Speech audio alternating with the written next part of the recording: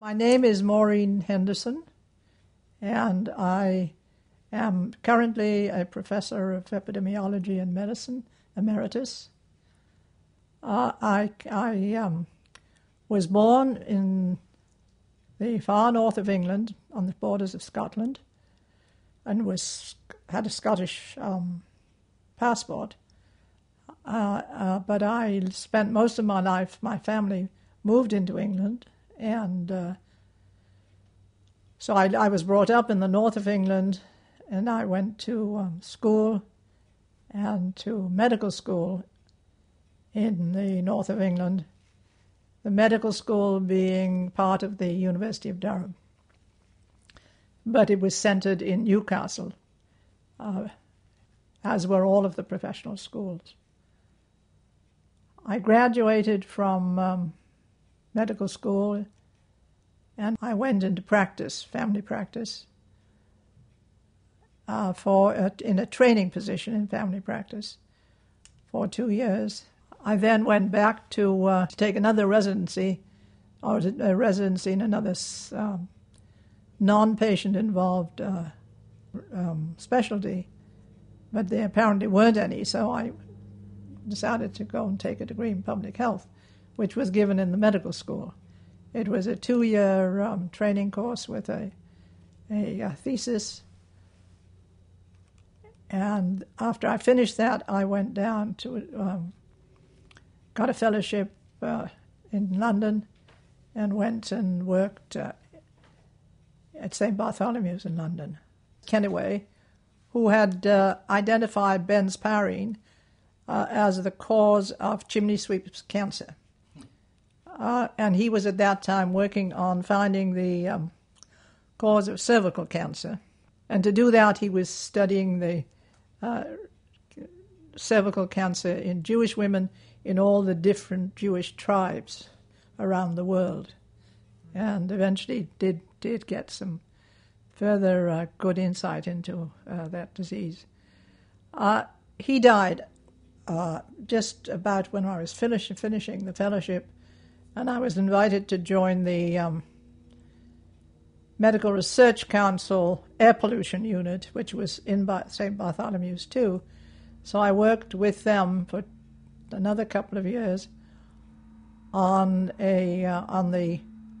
looking at the air pollution in England, and we did the work that led eventually to changing the rules for coal use, and changed all of the laws about what could be used as fuel, which made a big difference to both lung cancer and to chronic bronchitis. I was advised by the Medical Research Council that I would never get a professorship in England if I wanted to stay in academic medicine. And the best thing I could do was get a fellowship in this country, and if I wanted to keep on doing research. So because there wasn't money in England for research at that time. This was in the 1950s, late 50s, and there just was no money. They were still rebuilding the hospitals. There was no money for research, so this was the place to come to do research. So I, through people I knew, got a fellowship at Harvard, which I then, as I say, turned down to go to Baltimore, because I had friends who were in Baltimore. Anyway, I was in Baltimore for 15 years. I started off with as an assistant professor, and worked very closely with my colleagues at Hopkins. I had an appointment at Hopkins, and worked there. And in the process of working there, I worked with a wonderful, wonderful man called Abe Lilienfeld, who was a professor of chronic diseases. I first of all worked in the Department of Epidemiology in Hopkins, and Phil Sartwell was the head of the department at that time. And he was working at that time on the studies of the effect of contraceptives in nurses. and she found out that about the dangers of the use of contraceptives for venous thrombosis in older nurses. It was one of the first studies that showed that there was harm in taking female hormones as contraceptives. Anyway, Abe Lilienfeld invited me to go with him to the White House. He took about 6 people from the Department of Epidemiology when John Kennedy had his commission on cancer, heart disease, and stroke after his father had a stroke. So we went down and worked for 6 months in the White House, in their offices, which were in the building next door. And that was one of the most educational experiences I ever had. I was staffing the subcommittee on cancer, so I had a tremendous education. And then went back to Baltimore and continued in the 2 departments, and eventually became chairman of the Department of Preventive Medicine, which was a clinical department in the University of Maryland, and which taught in all 4 years of medical school. So this was a community of people interested in preventive medicine and public health that were integrated in a different way. There was Hopkins, which had a wonderful practitioner school, one of the best there ever was, and taught people from all over the world public health practice. It also had some very good graduate programs, and it was closely linked with the health department. The health department people came and taught there, as they do here, and they worked together. And so we, in the University of Maryland, were integrated with both of those. And a lot of the people from Hopkins came and taught there. We picked them to teach in our courses. So we were all worked very closely together, and the students really all benefited from that. And of course, the NIH was very close, the National Institutes of Health, so we really worked with them a great deal, back and forward. It was just marvelous to be so close. And I was involved with the multiple risk factor, was one of the group that began the multiple risk factor intervention studies for coronary heart disease, because I've been interested in that back in England, because the place I lived in and practiced in had the highest rate of heart disease in England in men, and then first and second in women. I'm sure it was from smoking now, but that was before we knew what did it. So I had that background and got involved at NIH. I was invited to be involved with the Mr. Fit program. And then I was, because of the air pollution and the cancer, I did some studies, got funds to do some studies on cancer when I came here. About 5 or 6 years before I left, I was invited by Carter to be on the National Cancer Advisory Board. So I did that term on the National Cancer Advisory Board, which again helped us with research, because we got to know everything got to know everything that's going on. The department that we had at Maryland became recognized because we began to develop.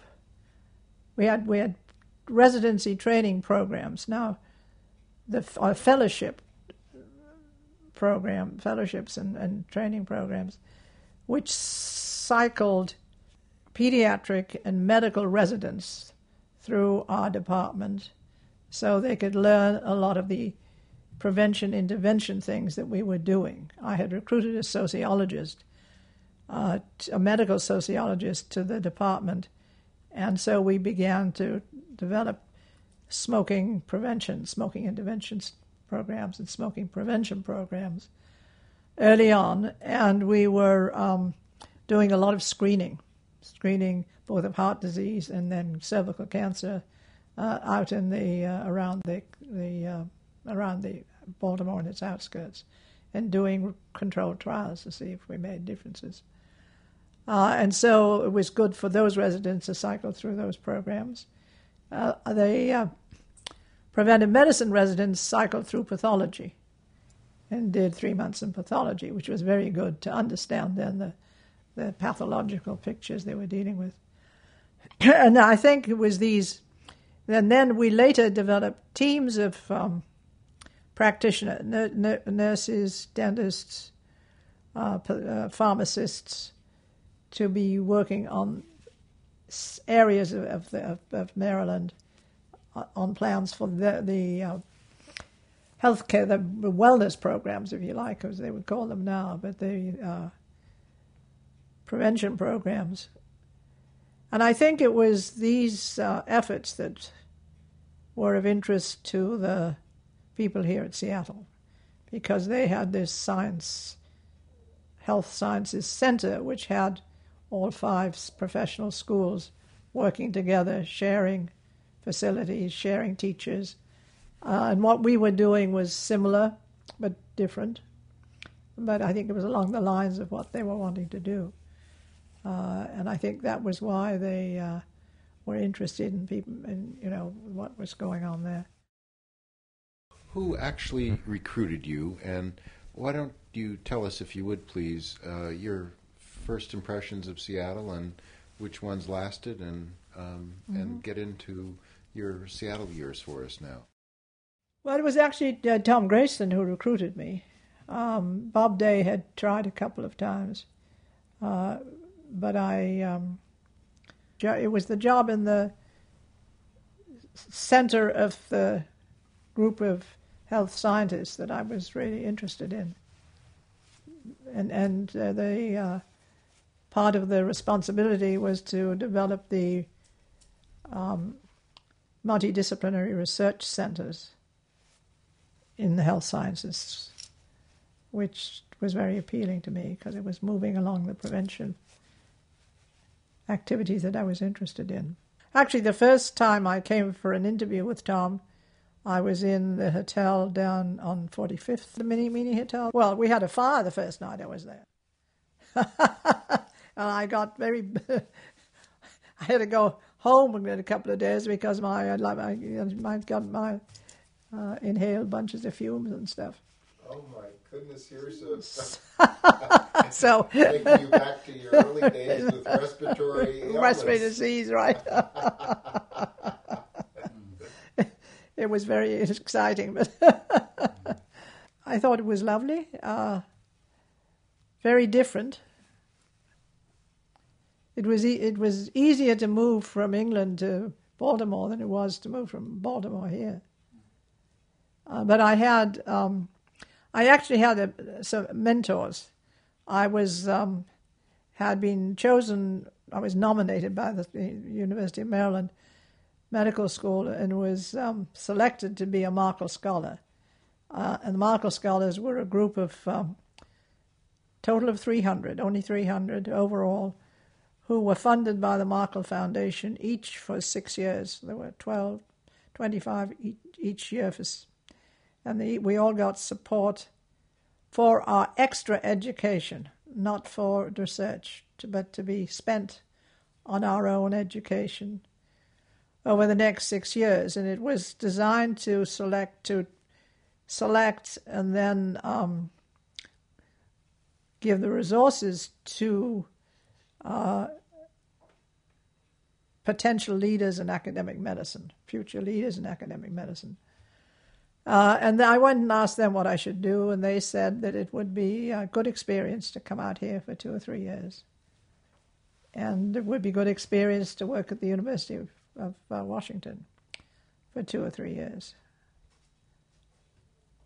So that's what decided I would come. It was a very easy, non-stressful way to work because everybody, there was no company. Everybody was supportive of all that went on, and that's a characteristic that's really been very much appreciated by everybody, I think. Maureen, You trained in public health in Britain, came to this country for a position at Johns Hopkins, and then joined the faculty here at University of Washington. How does our school compare? Most of the schools of public health that I've been associated with started to teach public health to a wide variety of students. Hopkins is a great example, or Harvard, or the London School of Hygiene. And their focus was on practitioners, public health practitioners. And then at the time that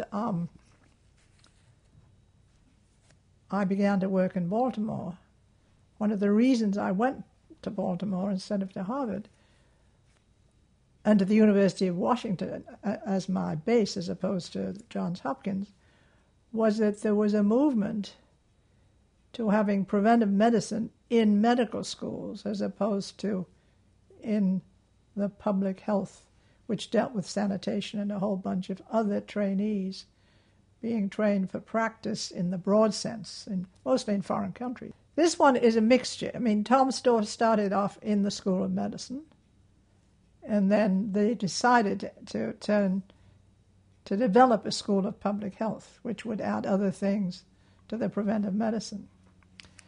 But as far as I could see, and was part of it, it was a graduate school, much more than a practitioner school. So it was unique, really, in schools of public health. And it was really, in the terms of the university, not part of the university. They didn't give it any university funds. It had to get its own money for research. And until there was a change in the perception of the public, and therefore the perception of the politicians and people who were funding universities and schools, they really didn't see it as being an important part of the school. And as the public became more interested in health and being healthy, there's been a sort of switch in the interest of the taxpayers. It's very hard for me to think of an evolution that's some kind of ordered evolution, you know. Tom Grayston did a tremendous amount to push the science and they maintain the science and focus like on the preventive medicine, which is where he started, but he wanted to add all of the microbiological sciences, the ones that were effective in preventing the mass diseases, and he did a wonderful job of that. I wasn't here. I'd known Tom before that, so from my work in Washington, so I knew about Tom. Bob Day did a great deal to recruit faculty. Bob Day spent a great deal of effort in recruiting faculty who would give this broader picture that they wanted and all the different dimensions. And then Gil Oman actually linked up the school with industry, and that was his big contribution. He really got it linked up with industry.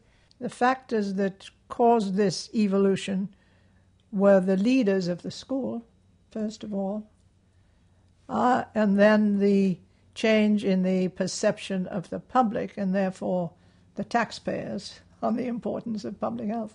And I think it's sort of used those opportunities very well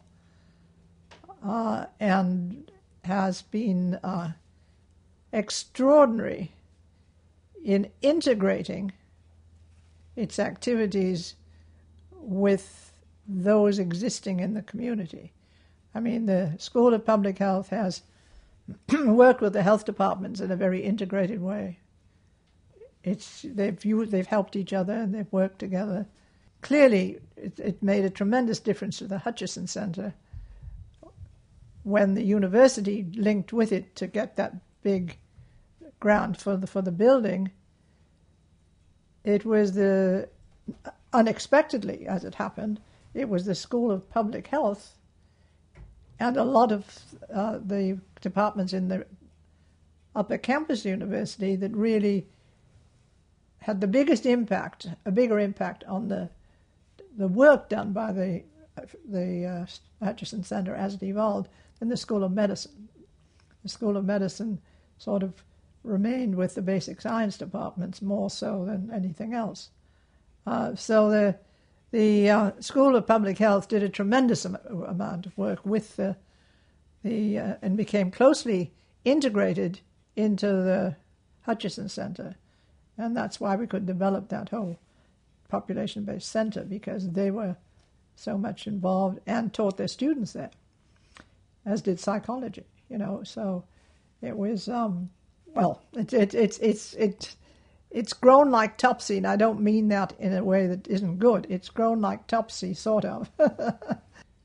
One of the major reasons for the integration with the other hospitals was the fact that the residents of the university were all trained in those other hospitals. They served in the other hospitals as their residents. That was arranged by the deans of the School of Medicine. And that's one of the things that really made a tremendous acceptance, because there was they knew all of these people, people who became the leaders in those other hospitals were trained in the university. Give us your impression of some of the people who helped make the University of Washington such a powerhouse in those years. Well, John Hogness was the president when I came. I knew John Hogness because he'd spent some time in Washington and then gone back again. So I was very happy to be working for and with John. I came exactly the same time as the then Dean of the Nursing School, Reba de Tournay.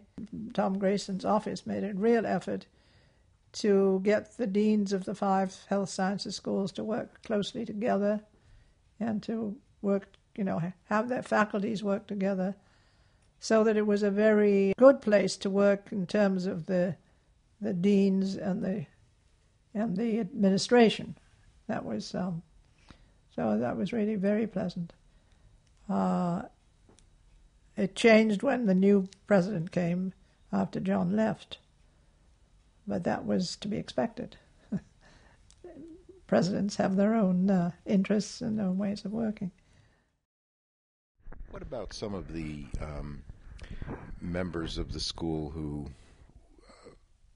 helped provide the leadership that took it to the heights? I'm thinking of people like Donovan Thompson, who you had a special relationship with in and out of the department. Could you tell us a little bit, and perhaps some stories, a few anecdotes? Donovan Thompson was a very dear friend. Donovan and I met and got to know each other in teaching summer courses on epidemiology in St. Paul, Minnesota. They were good courses. They were taught both for physicians who didn't know and others who didn't know any epidemiology, but also special courses for for groups of specialists, neurologists, other kinds of specialists. Donovan and I both liked to play golf, so we would get up. We all lived usually around the lake, in cottages around the lake, arranged that ahead of time. And we would get up and go and play golf with nets over our faces because of the flies before we went to play.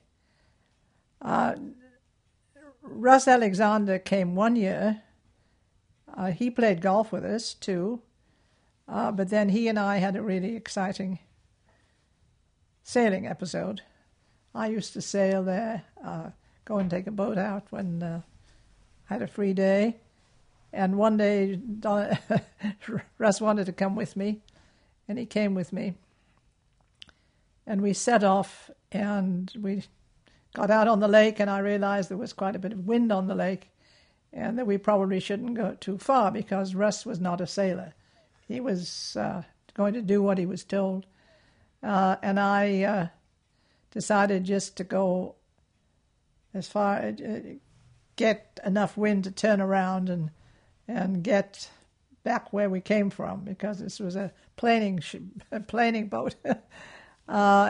Anyway, I told Russ exactly what to do with the jib, and with the keep out of the way. Anyway, he made a mistake, and over we went. And so I decided to get up on the keel and get it uprighted.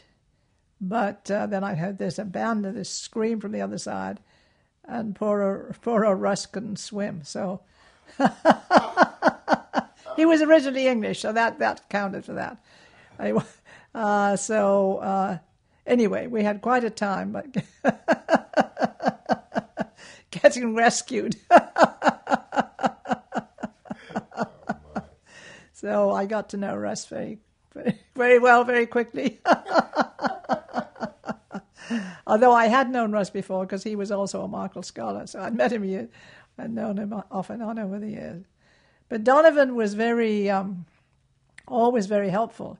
And when the faculty and the heads of the departments in the School of Public Health decided that we would apply for this grant to do population-based research in cancer prevention, together with people in the Hutchison Center, Donovan was just marvelous. Donovan Thompson and a couple of other people and I really put that together. Donovan was with us all the way through. He was terrific. He helped put it together. He helped get all the grants as we went through, and just was marvelous. And a wonderful teacher. Tell us more about your own work in cancer prevention research, women's health, some of the posts and honors that you held and received. The work I did here was, as far as research goes, the work I did when I first came was not just administration. It was administration, but it was also getting people together from different disciplines to begin to work out research plans, explore the likelihood of being able to do collaborative research. I did have one period of almost a year, which was all administration, because I served as the acting dean of the dental school for a year, virtually, and when the dean left unexpectedly. So, but that was wonderful. I had a wonderful time in the dental school. I thoroughly enjoyed it. But apart from that, I was working with establishing research centers, recruiting directors for new research centers, which were all interdisciplinary, and like the Institute on Aging and the Alcohol and Drug Addiction Institute. That's not the right name, but that's what it was doing. And I was responsible for the CDMRC and the Primate Center, all of these centers. And so I was involved with the planning of the research there. My own research really was, I wasn't doing any independent research at that time. Once we changed presidents, and some of the responsibility for the health sciences schools, the way they were funded, changed.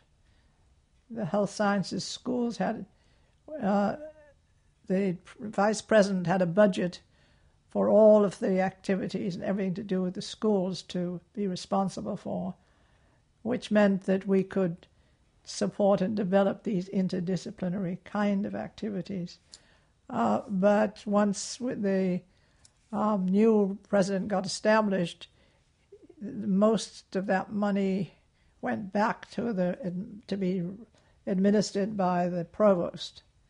And so whether we had a different kind of set of responsibilities, which were, as far as I was concerned, much more limited because we didn't have the ability to develop these interdisciplinary programs to the same extent. So that's why we decided to go back to develop some further exploration of the prevention studies, and cancer seemed the most sensible because we just really had the new insight to the fact that maybe we could prevent it. We could maybe do research. There was a reason then to begin to expect to be able to do research that could be completed in a reasonable length of time. That we realized or NIH had really come to the firm conclusion that there were at least 2 stages, if not more, where there was a trigger, that there would be a change in the cells, so they were ready to grow in a malignant way, but didn't grow unless they were triggered.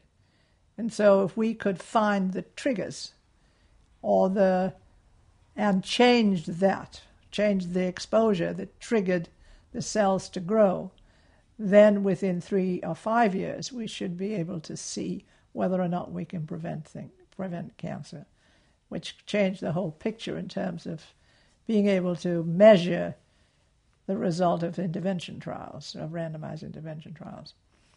And so that's what we began to do. And so the NIH proposed that they would fund 1 or 2 population-based cancer prevention research centers and fund them, the centers and all that went into them, to begin to get a handle on both how to do cancer prevention research that could be followed in anybody's lifetime, in the investigator's lifetime. So we got the heads of all the departments in the School of Public Health and some other schools to sit around and think about this. And Donovan Thompson and Ross Prentice and I really sort of put it together.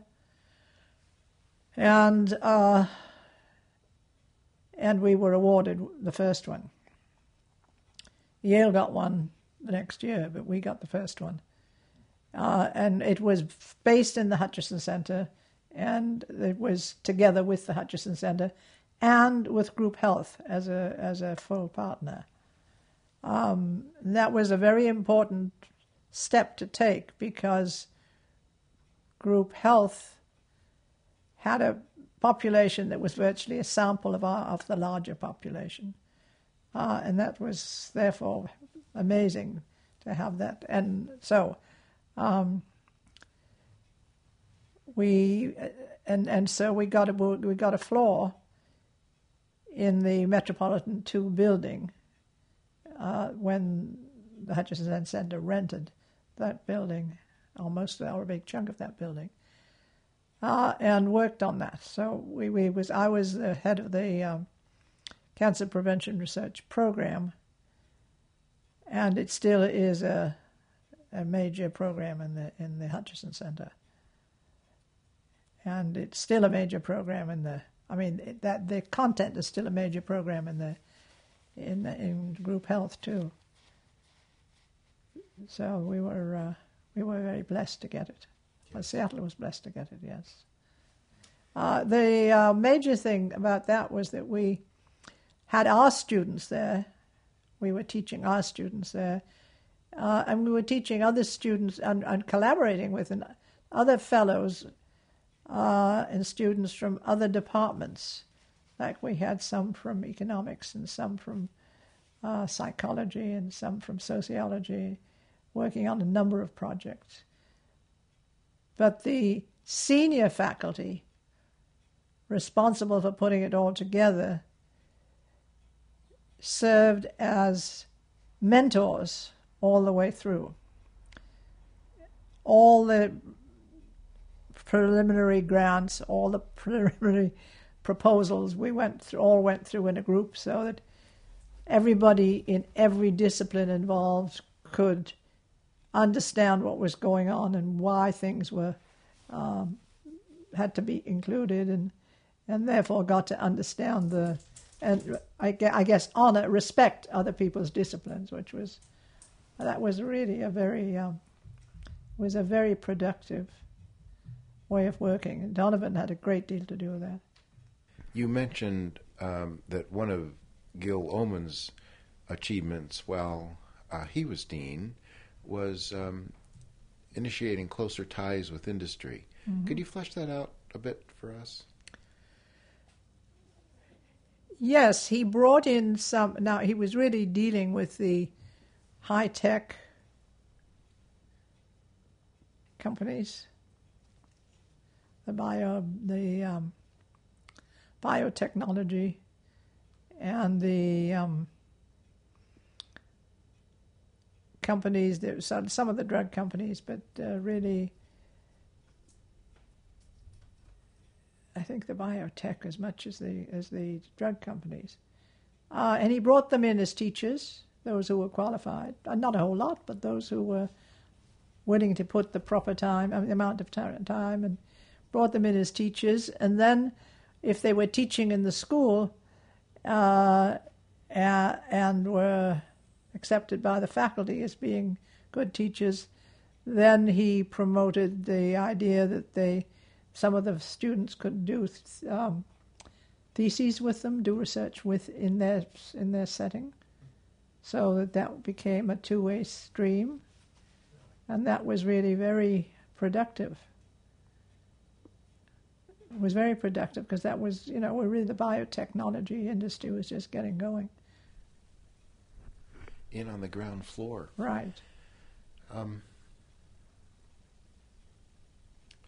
One of the things that Holly asked me to ask you about was indeed some of the honors that you have received, and one in particular. And I think I see it in your case over there. Right. Would it be embarrassing for you if we asked you to pull it out? No. Oh, good. Not at all.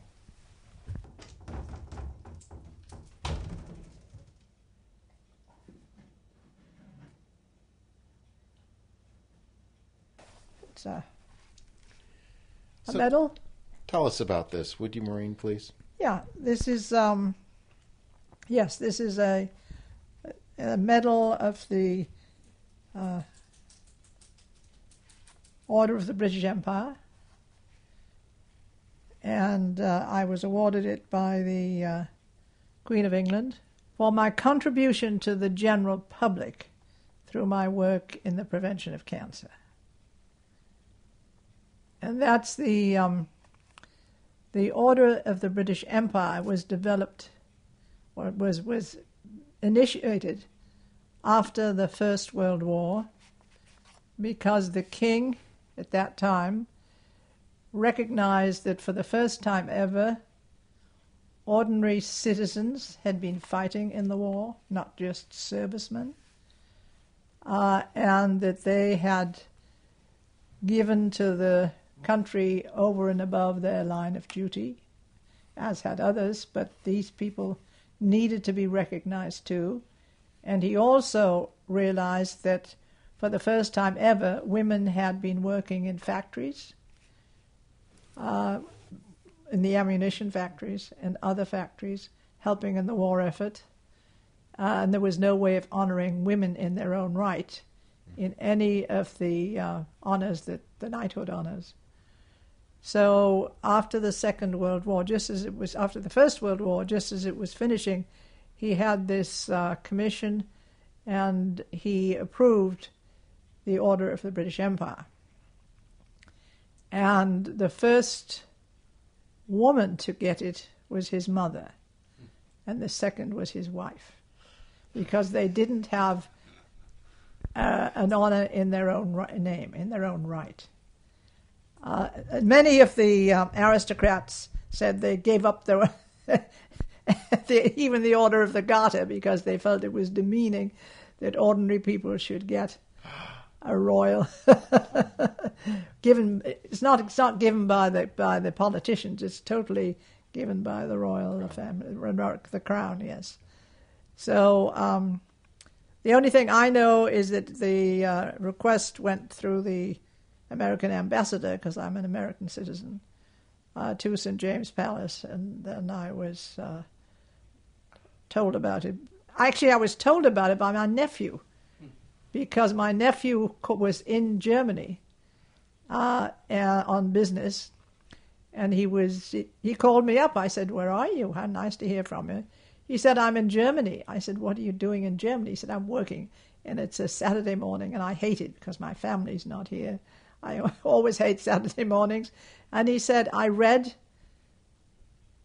was reading, I think it was The Guardian, a British newspaper, and I read the Queen's birthday honours. He said to me, "What's your middle name?"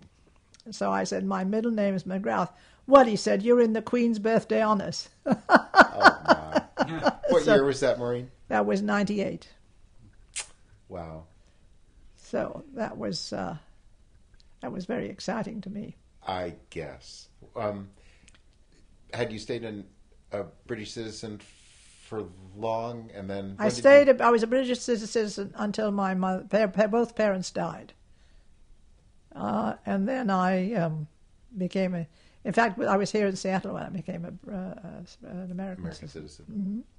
I wonder if we could tie in a few of the some of your achievements. I note here that you have received the Georgiana Seeger Jones Award for Lifetime Achievement in Women's Health Research, which is certainly another significant, perhaps not in the order of the OBE, but... Oh, I think in a different way it's important. That was because of the Women's Health Initiative, the Women's Health Trial, which were the original pilot studies, and then the Women's Health Trial that's still being followed, still going on, which was to see whether or not hormones in postmenopausal women cause damage, because there was a great belief that they did a lot of good, and that we had reason to believe that they did more damage than good. The original studies were done by at Harvard in nurses with contraceptives to see if contraceptives did any harm. And Phil Sartwell in Baltimore showed that after the age of 35 it wasn't wise to take contraceptives because they got blood clots in their veins, venous thrombosis. Got it. This was about breast cancer. Following the same groups of nurses, they found that women on... It was in a similar study, people in Toronto found that raised a question about hormones and breast cancer. And it turned out to make a lot of sense.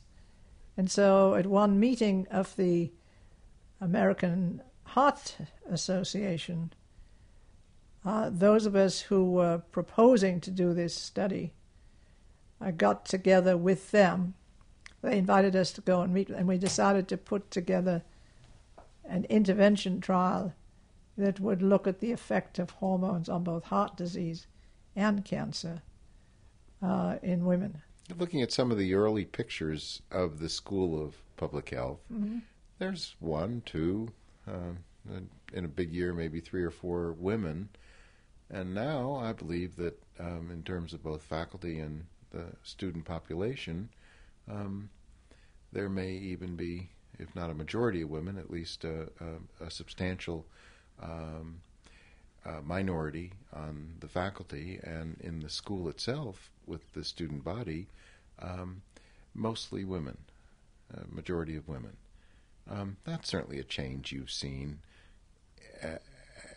in the profession, I think, or is it something that well, again, I have to sort it out. In England, we didn't think about it as public health because we were physicians and we were doing a medical specialty. If you went to a school of public health per se, you'd find a lot more women, but there wouldn't be physicians. And I think over here, the majority are not physicians. There are some physicians who at least did public, once they had a family, worked in public health clinics because that was a way of working with the right hours for their children. At least that was true in England. And I think it's true here too. Maureen, how about if we wrap this interview with that wonderful anecdote you told at the Founders Luncheon about Donovan and your membership in a golf club? Oh, yes. the golf club, yeah, of course. Donovan called me when, after Tom Grayson had called me, and said he wanted to encourage me to come to Seattle. And I said, well, he said, I can get you into my golf club.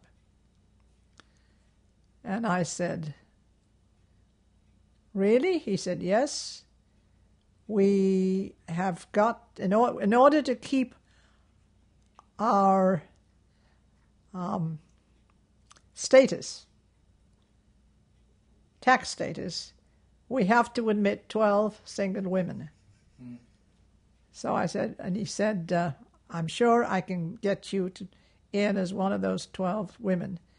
And I said to him, Donovan, do I get full membership?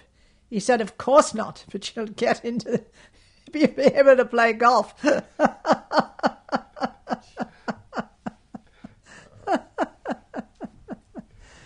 Are you still a member?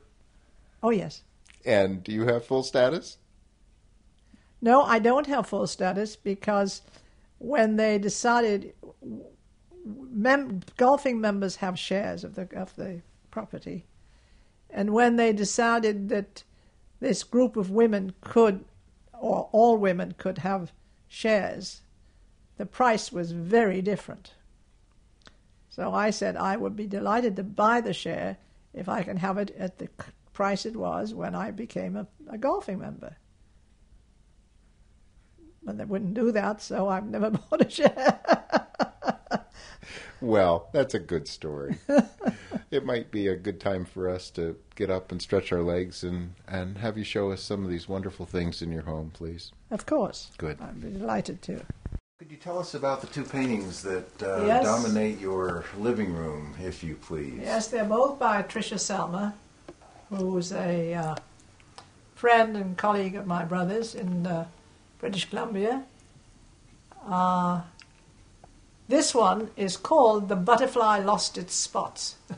The other is her perception of a garden with a small 3 or 4-year-old child standing in the flower bed and looking up at the flowers. That's a picture painted by my brother of a boat that I shared with a pediatric surgeon in Baltimore. She and I used to sail every weekend. So when I was leaving Baltimore, he did a painting of that boat. This one was of the Maori tribe walking along a river, and it's young men who have passed puberty because they've got cattle and not sheep, herding them.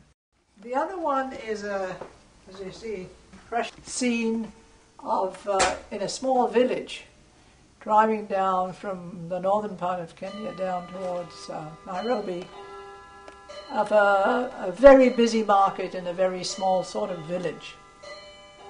Very colourful, and it was just amazing to see it there, almost in the wilderness.